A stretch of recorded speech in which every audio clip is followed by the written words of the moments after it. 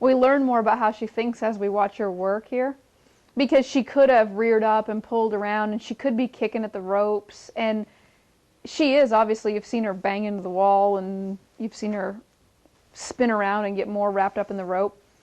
I'm using a 24-foot rope right now, so I have plenty to work with, and it's that real high quality, heavier rope that I'm not afraid if it got dropped down in there, she could spin around and it wouldn't tie up in her legs. And yesterday when we were putting a halter on her, if we'd been thinking about doing some of these training things, a rope halter would have been a little bit more effective, but we were thinking more about buckling it quickly. And so you know, if we move out into a bigger area and she starts to understand the pressure, I'd rather have the rope halter on her for it, but for this lesson, it's not a big deal. I like that she actually goes slow through the process. Some of them, when you pull on the rope, they'll find the answer, but they almost find it by accident, and they whip around real fast. And there's really not too much you can do aside from setting up the situation again. But it tells you that that's the kind of thought process. They're going to kind of fling themselves around real fast. This mare's thinking it through real slowly. And I think that a lot of times people get impatient.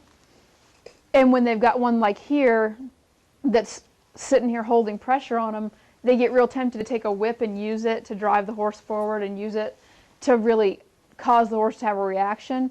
Where if you just take your time, this horse is showing me it would like to really think its way through things. If she wants to think her way through, and I start forcing her to think faster by using a whip, then she loses some of that ability to think, and then later on I'll get mad at her because she's rushing through things. So I'll take my time now. You probably can't see her eye, but she's bent and she was half asleep, which is also, again, where people make the mistake of putting more pressure because they see them kind of hanging there with their eyes shut. Come out and work with them when you don't have a rush, a time limit anywhere near, because it just makes much better success.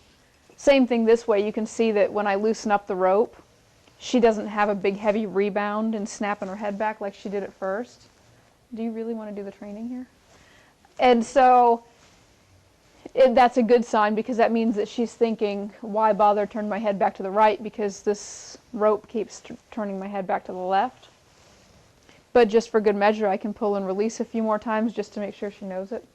Elbow out of my space. Now I'm going to hold. That's really nice, because you can really see that my hand isn't moving, and you can see that the rope didn't feed through. She really found her own release there. Once I get her turned back around towards me, I'm going to quit for a while.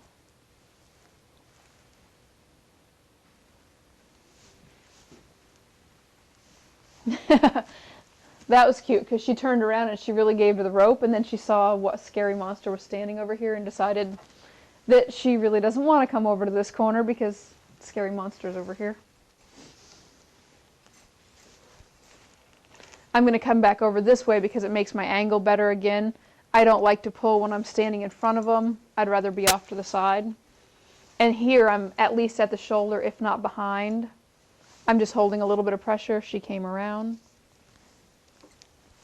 Now, to get the rope off from her, I'm going to use that initial first thing that I trained her yesterday, which is driving her up to this corner. I can rub her with this stick.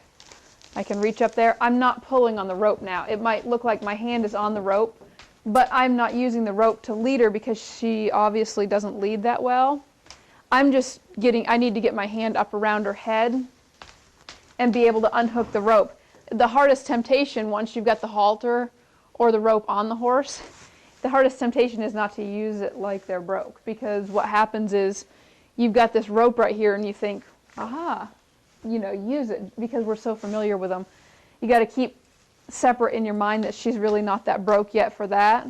So we're going back to what we trained her yesterday, which was, when I drive you up here, we'll let you visit with your friend horse, and we'll scratch you, and life will be happy.